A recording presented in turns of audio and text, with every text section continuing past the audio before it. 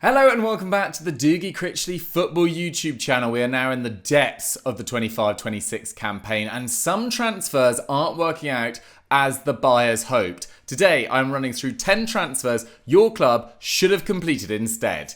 Let's get on with the video. Let's kick off with Liverpool, and they are being hammered right now. They are dominating the airwaves, they are dominating the back pages, and that's because they are 7th in the Premier League, guys. They are 7 points behind leaders Arsenal. They are 2 points even off the top 4. They've only won 1 of their last 5 games in all competitions, and that was against Eintracht Frankfurt.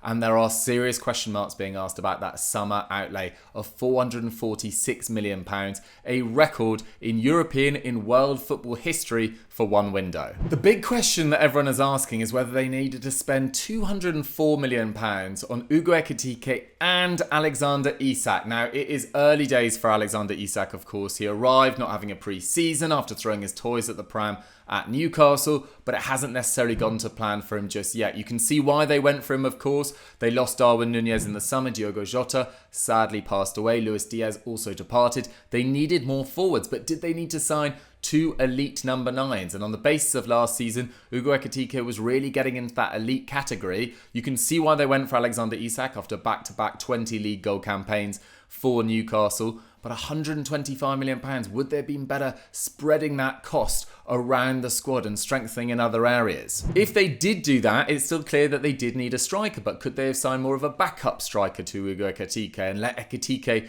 be the main man? If they did so, could they have gone for 25-year-old Jonathan Burkardt, who signed from Mainz to Eintracht Frankfurt this summer for around £22 million, and that's turned out to be a real bargain so far. He's already scored 6 goals for them. He's at 0.85 expected goals per 90. That's just 0.03 less than Harry Kane, who has been absolutely phenomenal so far this season.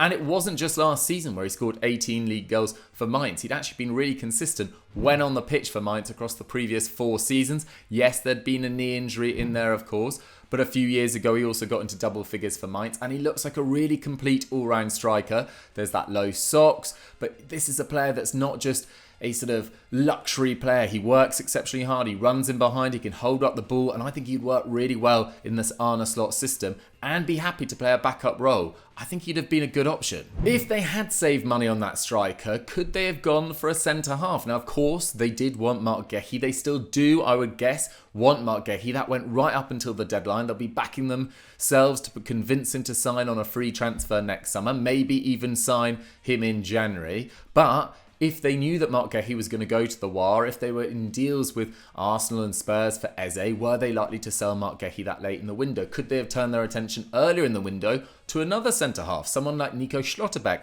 of Borussia Dortmund, who's been phenomenal for a number of seasons now in the Bundesliga, first at Freiburg and now at Dortmund, a left-sided, left-footed centre-half. He could have been long-term Van Dijk's replacement on that left-hand side. Van Dijk could have played on the right-hand side this season, and I think it's much, much easier to replace right-footed centre-halves. Would Nico Schlotterbeck, having finished 5th with Borussia Dortmund last year, be up for changing clubs at that particular moment in time?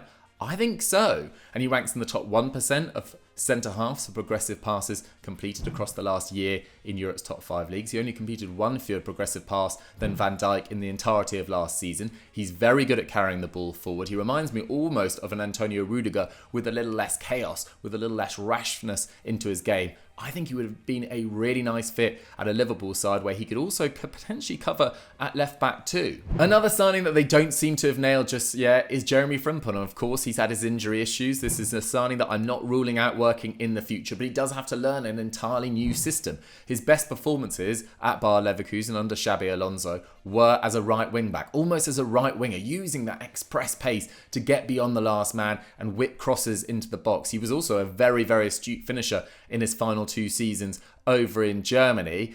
But for a back 4 system, strange fit. Said it at the time, feel a little bit vindicated on that. I think the more natural replacement for someone like Trent Alexander-Arnold was Pedro Porro of Spurs. Look, he's got a contract until 2028, but Spurs, remember last season, had finished 17th. Yes, they got back into the Champions League via a Europa League win, but would Pedro Porro be up for joining Liverpool if Liverpool were willing to spend 55 million pounds on Pedro Porro? Would Spurs have potentially come to the table for a player in their mid-20s? Maybe. And I think this season has proved why that he would have been a good addition. He is third for crosses completed in the Premier League so far. Only Trippier and Cucurella have created more chances amongst Premier League fullbacks than Pedro Porro.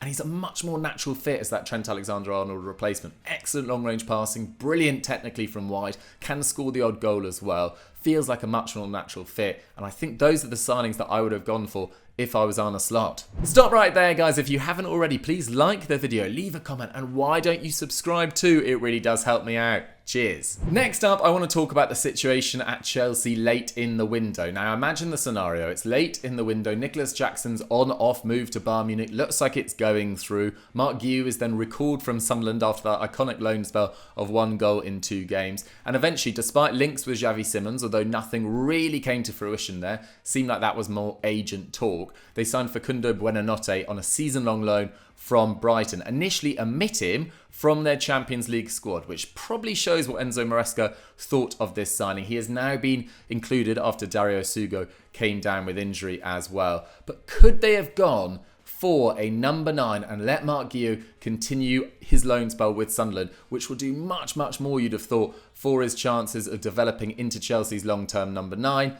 I think so. Facundo Buonanotte not only initially omitted from that Champions League squad, but he's only been given 46 league minutes to date, despite the fact Cole Palmer has only been fit to play 4 games in all competitions, which shows what Enzo Maresca thinks of that Buonanotte signing. It does feel like a real waste.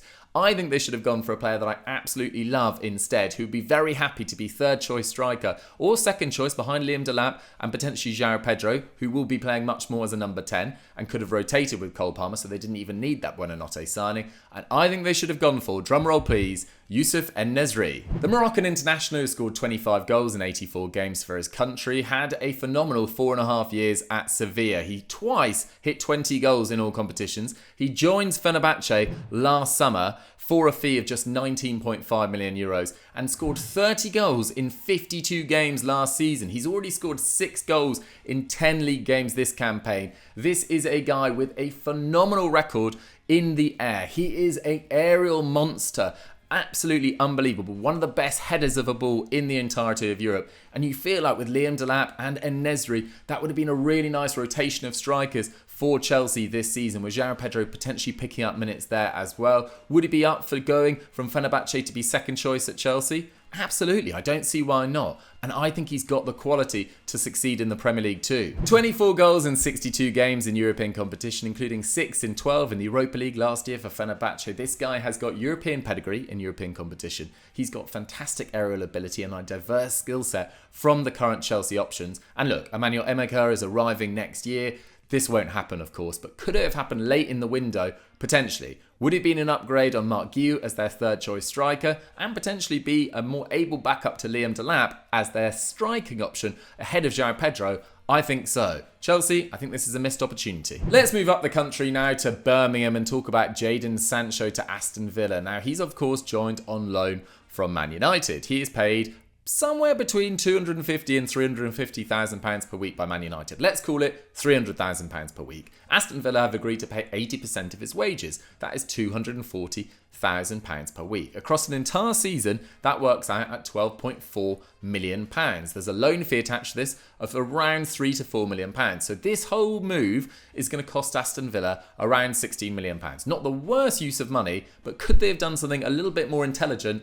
I think so. The player I think they should have targeted was Yan Diomande, who signed from Leganes for RB Leipzig when they paid its €20 million release clause this summer. Now, he played only 500 or around 500 league minutes for Leganes last season, but looks so exciting. He was at 4.8 successful dribbles per 90. That's absolutely phenomenal. He completed over 60% of them. He was at over 6 shot creating actions per 90. And whereas Jadon Sancho is just a far more timid, less dynamic version of Marcus Rashford, who had that great loan spell at Villa last season, Yan Diomande would have cost a similar amount to Jadon Sancho and less in wages for sure, and have much longer in terms of a 2-3 year deal rather than Jadon Sancho, who surely would cost far too much for Villa to sign next summer anyway.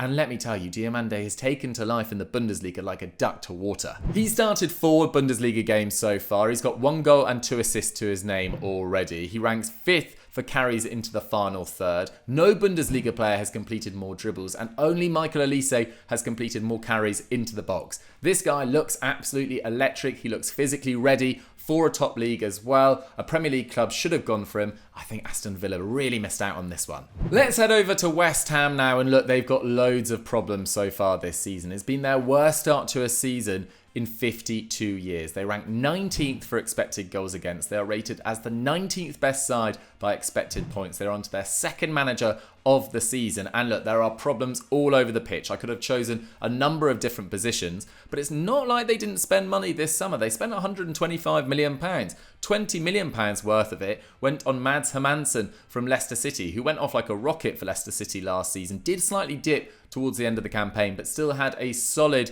all-round season, but he hasn't replicated that form in East London thus far. He started their first 4 league games of the season. In that time, they conceded 11 goals. And since being dropped 5 games ago, they've only taken 1 point. So it's not purely on Hermansen, but his performances really weren't great whatsoever. His save percentage was just 45%. That was the second worst in the league, above Jose Sarr. He conceded more than 1.7 XG than he should have. Areola, his replacement, is at 2 already in 5 games. So neither of them have covered themselves in glory so far this season. I think they should have signed a different goalkeeper. Now, I think you're all going to get slightly angry with this suggestion, but hear me out. Look, I'm not saying this player would have joined this club over the club he joined, but could West Ham, instead of signing Hermansen early on in the window, gone for Senne Lammens of Royal Antwerp? It took Man United weeks and weeks and weeks to finally decide that they wanted Lammens. It was a deal that was completed in the final week of the window.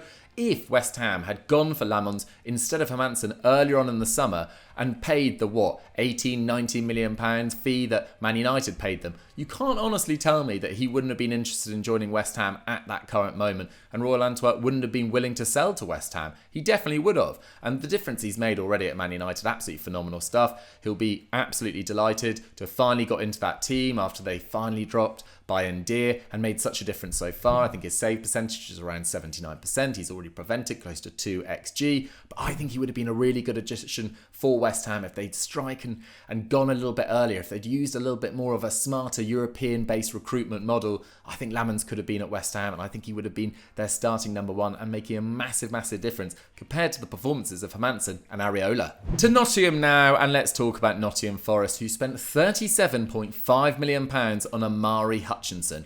Now, that looked like a strange amount of money at the time, but it's even worse when you consider Nottingham Forest's summer as a whole, let's say. They spent £208 million on 13 different players.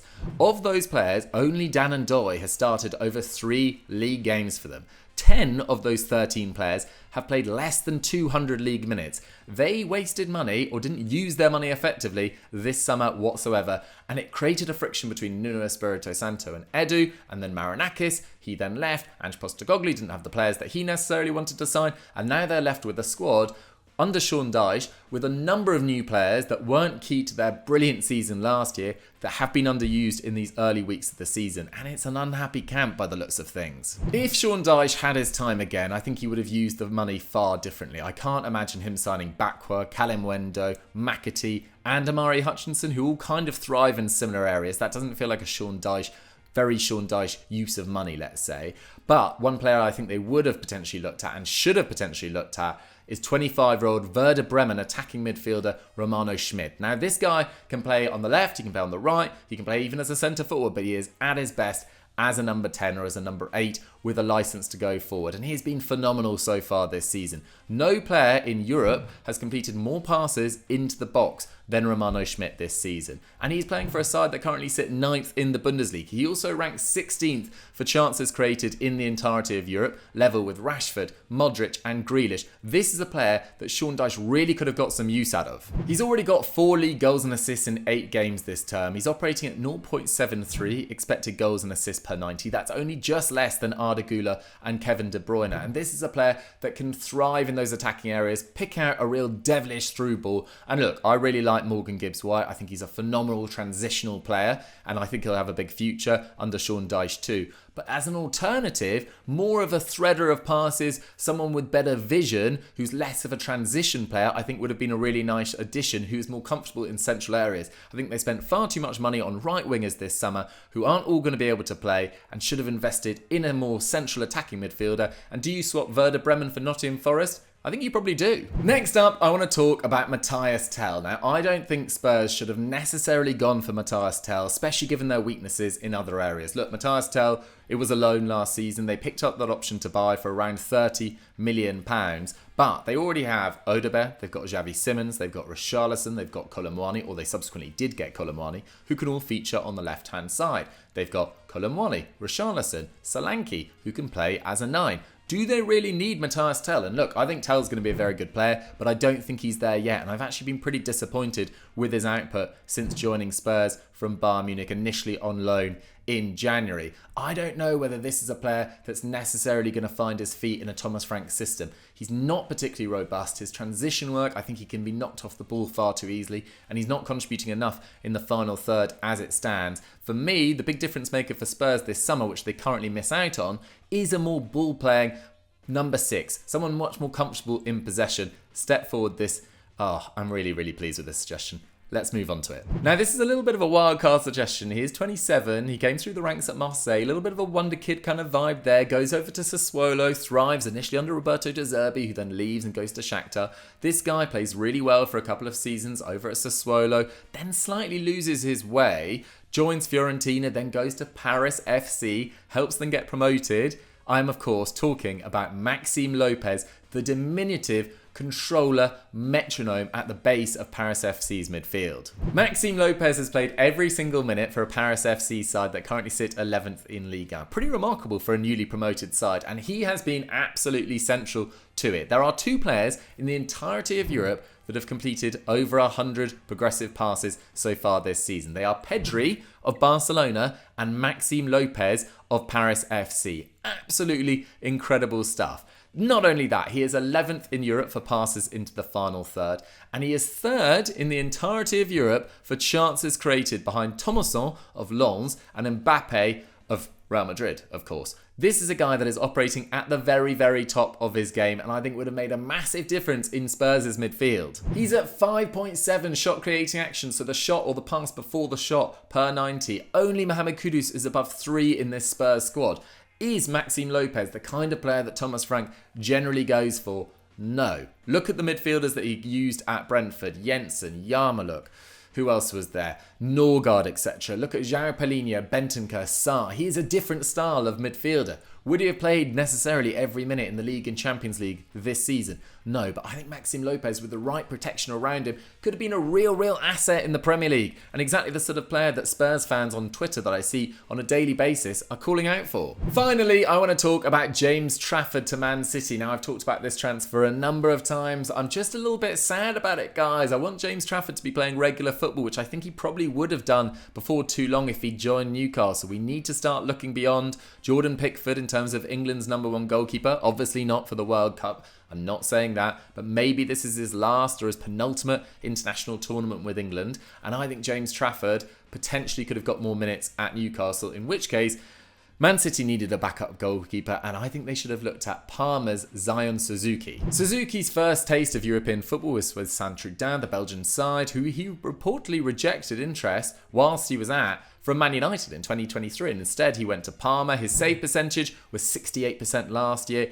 That's up to 78% this year. He's already prevented 1.3 XG. He is brilliant at claiming crosses, real presence, 6'3". And look, I'm not totally sure anymore what a Pep Guardiola goalkeeper is. For so long, they were so obsessed with playing out from the back, etc. Donnarumma proves that that wasn't necessarily the goal. And could they have saved a little bit of money on James Trafford, who was clearly not going to be their #1, who's a very similar age to Donnarumma, and instead gone for Suzuki, who's much more likely to play as a backup and be comfortable with that backup role, potentially. I think this is a potential missed opportunity if they'd invested in Suzuki, and Parma don't sell generally for that much money. Leone and Boni, who went to Inter Milan, are their 2 record sales of the last 15 years. Prior to that, it was Cannavaro and Buffon and Crespo, etc. Players like that.